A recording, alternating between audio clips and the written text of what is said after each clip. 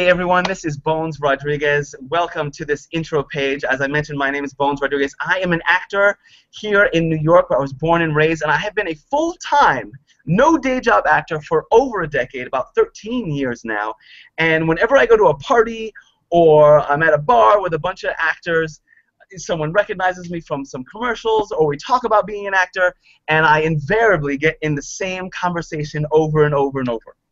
And so what I decided to do was make this video along with one of the prime experts in the industry, Lisa Gold, who is one of the co-owners of Actors Connection, and runs her own site where she does a lot of training and a lot of seminars for actors. I have all of her stuff, and I've learned a ton from her, and she is nice enough to get on this call with me for a moment. So Lisa, would you please say hi for a sec? Hi, Bones. Thanks for having me. It's like a party in our house, right? Right. And so what we wanted to do here, we decided to join forces, because while Lisa teaches actors how to have a professional career, how to go from being an amateur to being a professional, how to go from like, oh, I think I need to do this and that because I hear that my agents might come see me at this, to where agents are chasing you and calling you to see if you would allow them to send you out for X, to make that leap. That's the way that well, Lisa will talk to you. I'm going to talk to you from having the freedom to say yes all the time, because one of the things that I learned is that I learned to make money for myself and not have a day job. I haven't had a day job in over 13 years. So whenever an audition comes up, any opportunity, my answer is always, yes, I can do that. I don't have to ask a boss. I don't have to ask anyone to switch shifts with me. None of that. I'm 100% free to do whatever I want every single day, because I learned how to make money come to me using the internet and using different ideas. We'll talk about how that happened shortly. But first, so Lisa, you know, in preparing us for this conversation, I said, look, we're just going to have a talk, no PowerPoints. So let's pretend I'm a new actor to New York City or to LA. I find you in a hallway and I say, Lisa Gold, I know you. Hey, I really want to be I've seen you online. You got cute short hair and everything. I really want to be a professional. What should I do? Go. Well, you know, what's funny is that does happen to me. And it's such a short question with about 3 years of answers. There's just so much to know about the business side of the business. You know, I get people all the time who come to me with 4 years of training from, you know, a theater school, or 7 years of training after theater school and an MFA program, or people who've had no craft training who think just because they're interesting or good looking or they want it bad enough that entering this profession is easy and based on talent. I think intellectually people know we got to pay some dues and it might take some time, but there's really a huge gap, Bones, between, you know, being talented and artistic for art's sake, and then being talented and artistic for money. And the gap that is something called commerce, where products are bought and sold and there's an economy. And that part of the equation is something that most actors never consider.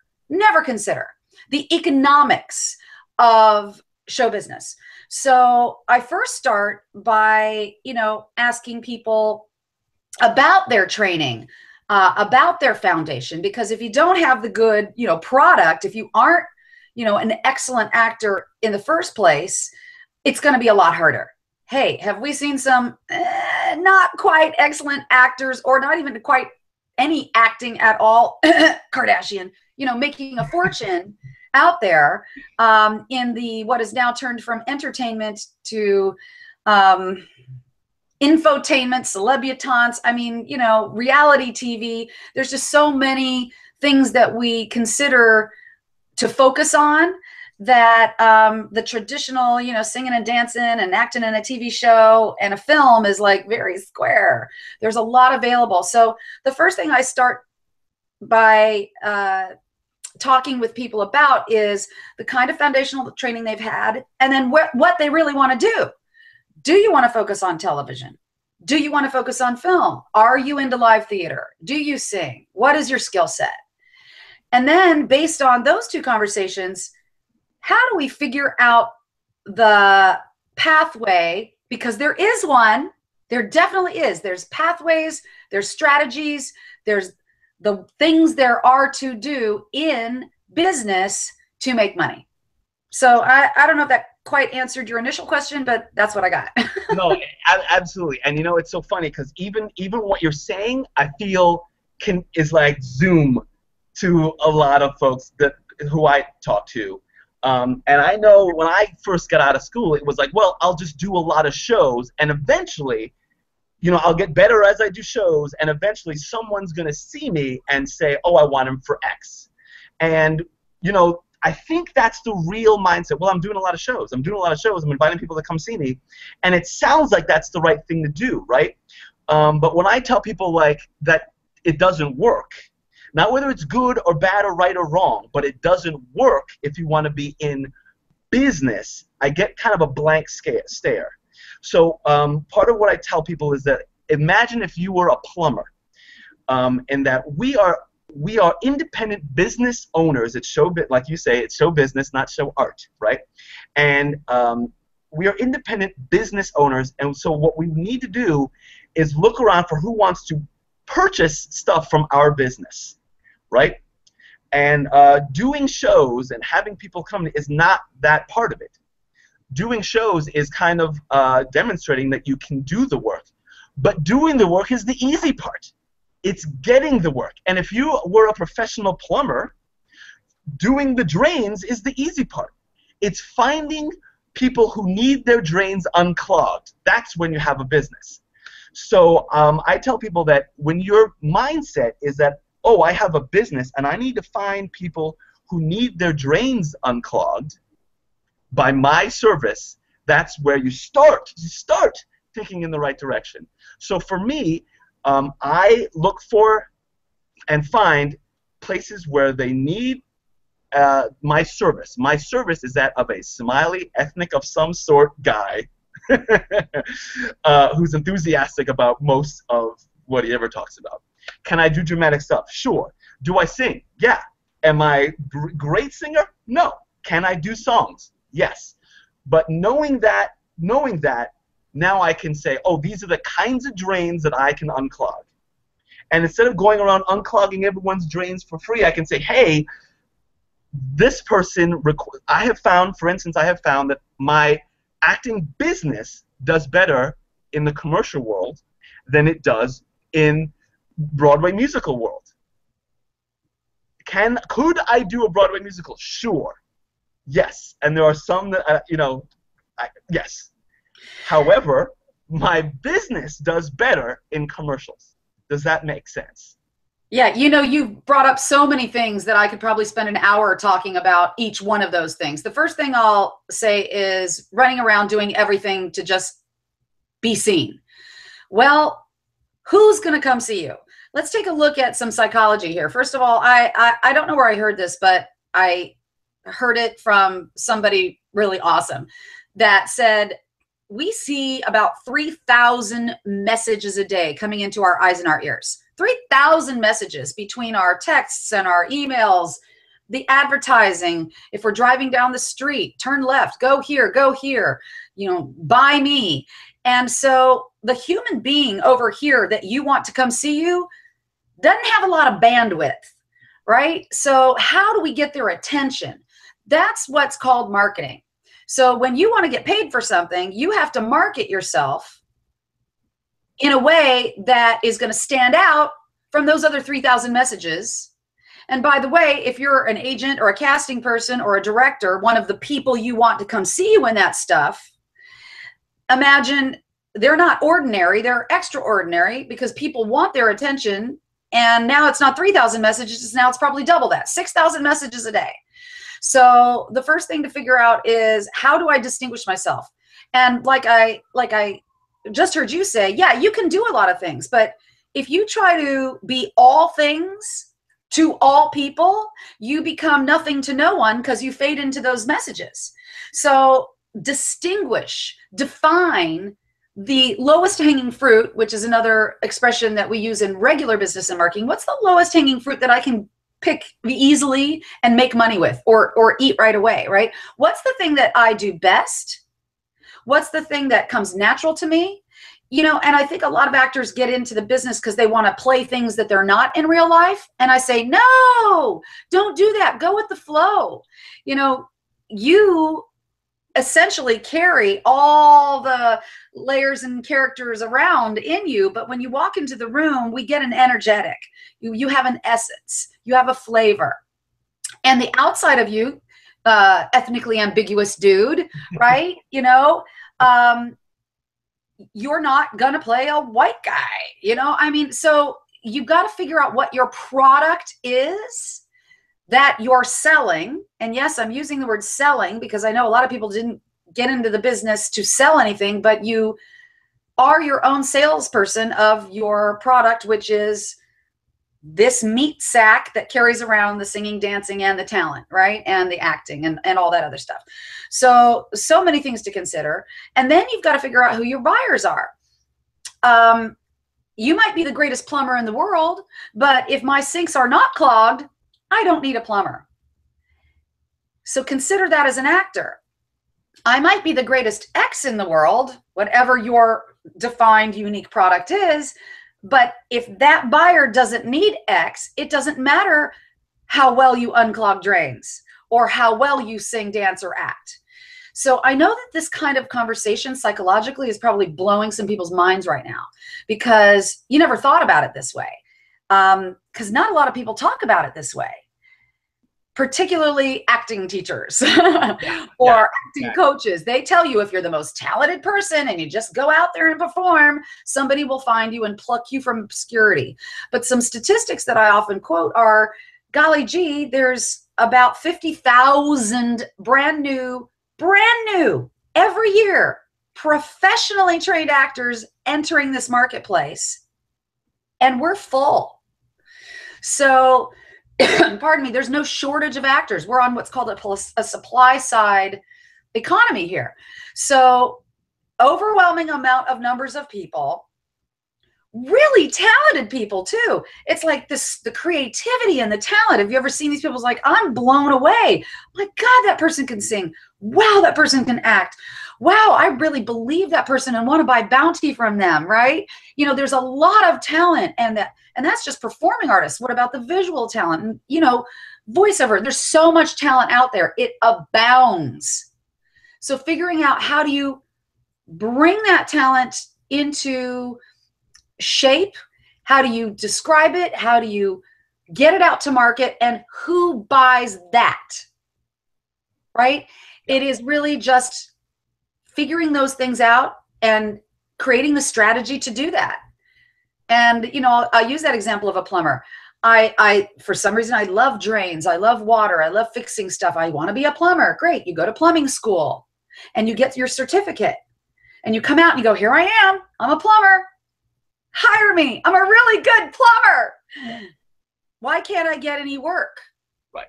Exactly. Everyone, and this conversation can be a bummer, I know, for a lot of people at times, but like, this conversation is much better than I used to want to try to be an actor. I promise. Yeah. This conversation can be a little bit of a bummer and uncomfortable, but it's much better than I kind of tried to do that when you didn't know any of this. Bones, I think the only reason it's a bummer is because it's new information. And sometimes absorbing new information is tough. When you thought it was one way and then you go, back up here. Nobody told me that. And so I consider this a service of enlightenment. You know, we're coming into an age of enlightenment, you know, and you've heard this is the information age, and information is power. This is powerful information, and it's designed to give you hope. Right. Because once you know, the game you're playing called show business, because by the way, everybody else knows it's a business. Everybody else, the writers, directors, producers, casting directors, talent agents, best boys, electricians, grips, costume people, they all know it's a business, just like the plumber. Right. So when the plumber comes out, he goes, okay, here's what I have to do. I have to open up a store. I have to get a website. I have to do X, Y, and Z. I have to find out who needs plumbing services, just like you said. So I think you're doing a great service by getting this information out to people. Thank you. I very much appreciate that. And yeah, so I will get in this conversation. And part of why I wanted to have this conversation with you now is that I recently went to a an alumni thing for people who went to my college, and I noticed of the people of us experts at the arts table, almost none of them had graduated with a theater degree, right? And there were hundreds who had. All those people now have day jobs and they do something else. And I graduated with an English major degree and kind of realized that this was a business, and then started doing it from that perspective and have had a career. So I suddenly felt this like, oh my God, this need to tell people that when we get out of school, it's completely wrong. That, like you said, if we get out of plumbing school, we would know that we have to go and find people who have clogged drains. But when we graduate as actors, we don't know any of this. So I tell people, I said it already, that doing the job is the easy part. It's getting the job where the business part needs to come in for you. And actually, I've written books too because I had this English major degree. So people ask me about authorship, right? I have a couple more books on Amazon that I have written, and I keep telling people writing the book is the easy part. It's selling the book that's the hard part, and it's the same thing because people graduate with creative writing and they love to write, but have no idea how to sell the book. So similarly, some people say that actors are products. Some people say that we perform a service. What I do now, I like thinking that I am a service, and then I provide the service of fulfilling your character needs in your story. That's what I do. Tom Cruise is a product because he's like the hero, if that makes sense. I am not Tom Cruise yet. I like the yet part. Good on you. Right. Thank you. And so I just feel like this is emergency information, and I wanted to make sure that a lot of my friends and people who are graduating now, and even people who are just about to quit, because that's usually, I would say, you get to about 24, 25, and when you start being like, this is too hard. I've been waiting tables for too long. I'm not getting anywhere. And around then is when people just start falling off, right? Because they hear it's impossible. And I want to let you know it's not impossible. You just can't do it from the direction that everyone else is doing it. The fact that everyone else is doing one thing and 95% fall off the cliff, probably more than that, means that there's something else to be done. And Lisa has a lot of that on the business training. I have it as far as creating your freedom for your life. I don't know. What else do you want to say? Well, two things you brought up, which I really wanted to point out. It's funny. You talk about being an author and writing the books easy and selling the books hard. When people report on the best books out there, they talk about best sellers. Mm-hmm. Best sellers, not best written. I mean, they review on the writing but best-selling books. When movies come out, what makes them a hit? Because they're good? No. Box office receipts. How much money it did in the first weekend. So I point these out as these are what we'll call the benchmarks of our industry. What sells the best? Which means if people are buying it, more people are looking at it. So I come back to one thing about the artistry. Listen, we live in a world where we really need art and beauty. There's some tragedy out there. There's earthquakes and hurricanes and people dying and, money issue, so much wrong with the world. The thing that I think creative people who desire to get that art out of them, to tell great stories, to move, touch, and inspire a world that needs it, that's art for art's sake. if you want to do that and make a living at it, you really do need to take on a business head. And sometimes, and I'm just going to say this, but sometimes people have to be stupid enough to stay in the game long enough and smart enough to realize they've got to learn more. And what they have to learn is the marketing and the business part to be the Oscar winner. I don't know anybody who's at the top of their game. I don't know anybody who's earning over 6 figures or 7 figures a year in this industry who's not a really smart entrepreneur. Or as you like to say, actorpreneur. You know, if you haven't developed that entrepreneurial side of yourself, this is where the rubber meets the road, right? There is no one out there going to pluck you from obscurity and bring you up 16 rungs of the ladder. There just isn't. And those stories are also manufactured for overnight successes. They just don't exist, people. So there is a system, there is a strategy, there is a pathway, and there are teachers to teach you. I know Bones is one of them. I know I'm one of them. And we do what we do so that we can serve the art in the world. Nice. That's what I wanted to say. Nice. No, that's great. And I know, you know, I wanted to make this short, and I know the two of us can keep going. I know I certainly can. I feel like I haven't said half of what I wanted to. But yeah, so, you know, the last thing I want to say is that if inside you right now you're like, well, I don't want to do any sales, I don't want to do that, I just want to go perform and all that stuff, then great. And, you know, some people do both, right? So what's his name, who directs Iron Man, and then he creates Chef, his own movie. What's his name? Oh, Jon Favreau. Yeah, Jon Favreau, right? So he directs Iron Man, makes $1 gazillion, and then makes Chef, because it's a story that he thought was great, right? So I, you know, do a bunch of commercials for McDonald's and Sears and Olive Garden and whatever, and then I get to do In the Heights in some obscure place in upstate, right? Yep. And I was brilliant, by the way, and I would love to have been able to do that on Broadway, but you know what? The dude is 24 on Broadway, and I am not. But I was able to do that because I was free, because I didn't care if I got paid or not. Does that make sense? So, yeah, it only makes sense after you've made the money to be able to do that. You know, yeah. I will say, I will caution everybody out there running around doing free work, thinking somebody's going to see you in something so that, and then they'll pay you. Not going to happen. So the way you don't did it, confuse them. Like, do the free work and the art stuff because you want to. Yes. But also know that you have a business. So I would go unclog my family's drains, but charge everyone else. Does that make sense? Yes. You know? Be selective. So anyway, look, if you found some value out of this, if you liked what we're talking about, if you're like, you know what, these guys obviously want to share some real stuff, and we're not, you know, I don't know, that what we're doing is providing value. We're trying to get this information out to actors who want to be professionals. Then I'm just going to, there's a button on this page that I plan on making later today that's just going to have you share it.